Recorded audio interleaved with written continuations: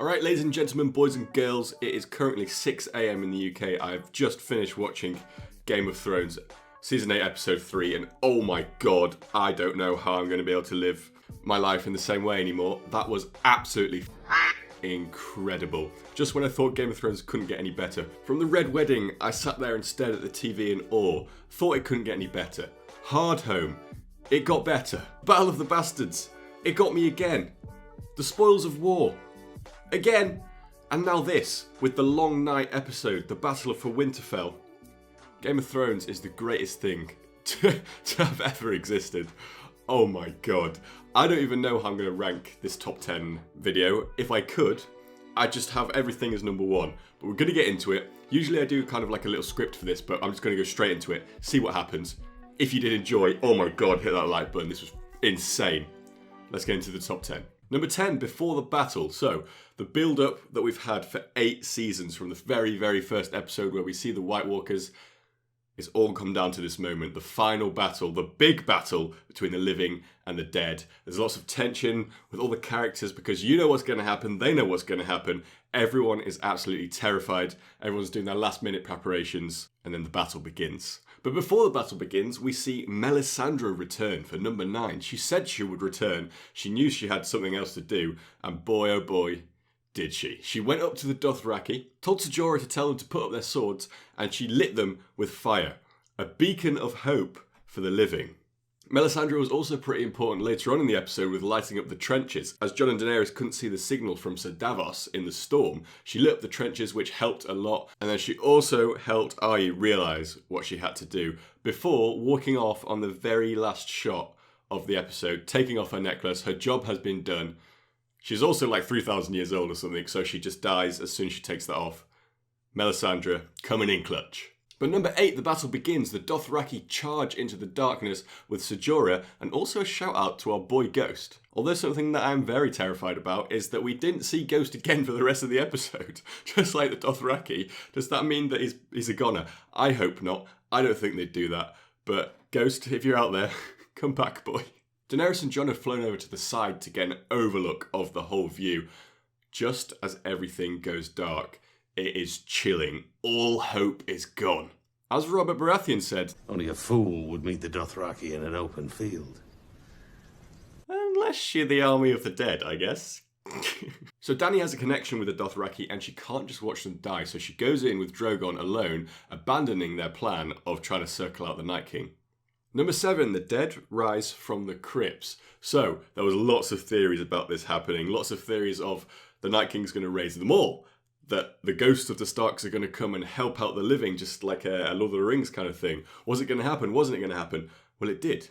Some of the dead Starks rose and escaped from their tombs, killing quite a lot of people in the crypts.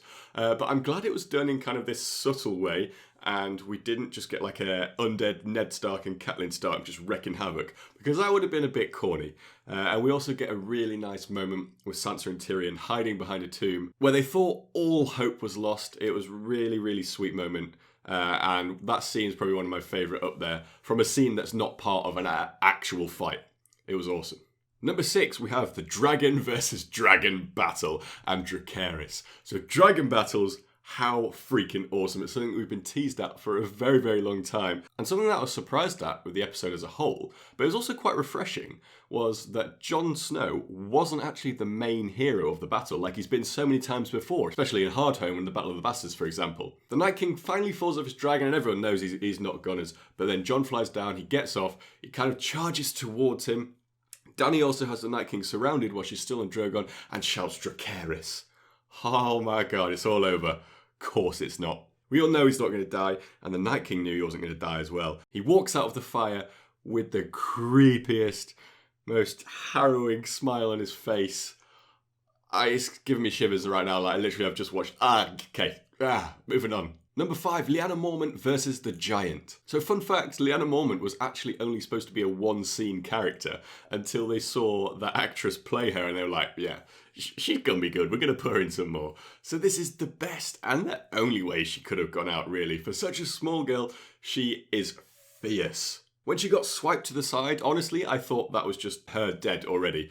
And realistically, it should have been. But She charges at the giant as if she's an absolute beast when she's just like a little girl.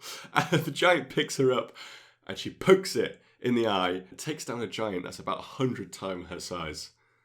What a way to go out, Lyanna.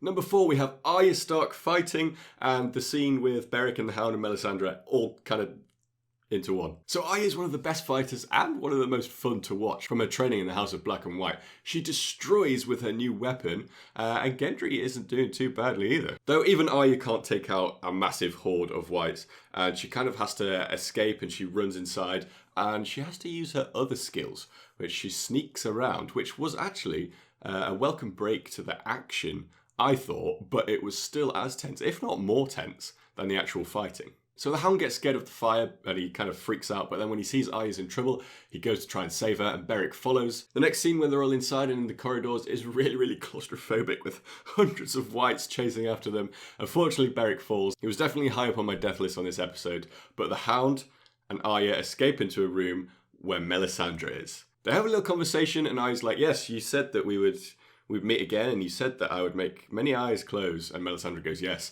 brown eyes, green eyes, blue eyes. I knew at that moment that Arya was going to do something, either take out loads of White Walkers or go for the Night King herself.